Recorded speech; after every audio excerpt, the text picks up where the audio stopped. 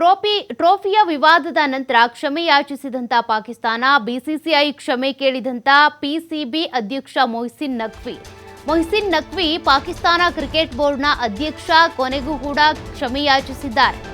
ನಡಿಬಾರ್ದ ಘಟನೆಗಳು ನಡೆದು ಹೋಗಿವೆ. ಟೀಂ ಇಂಡಿಯಾಗೆ ಟ್ರೋಫಿ ಕೊಡೋದಕ್ಕೆ ಎಸಿಸಿ ಒಪ್ಪಿಗೆಯನ್ನ ಕೊಟ್ಟಿದೆ.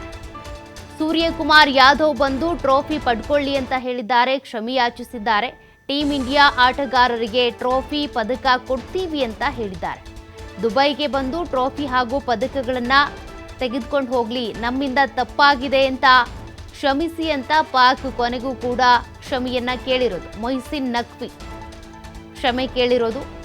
ಹೀಗಾಗಿ ಅಲ್ಲಾದಂಥ ಅವಮಾನ ಇರ್ಬೋದು, ಅಪಮಾನ, ಇದರಿಂದಾಗಿ ಟ್ರೋಫಿಯನ್ನ ತೆಗೆದುಕೊಳ್ಳೋ ಸವಾಸಕ್ಕೆ ಹೋಗಿರಲಿಲ್ಲ ಇಂಡಿಯಾ ಟೀಮ್.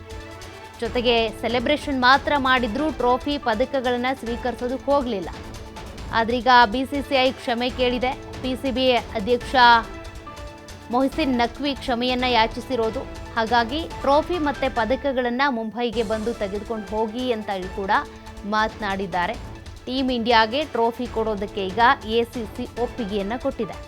ಸೂರ್ಯಕುಮಾರ್ ಯಾದವ್ ಅವರು ಬಂದು ಟ್ರೋಫಿ ಪದಕಗಳನ್ನು ಕಲೆಕ್ಟ್ ಮಾಡ್ಕೊಂಡು ಹೋಗ್ಲಿ ಅಂತ ಕ್ಷಮೆಯನ್ನ ಕೇಳಿರೋದು.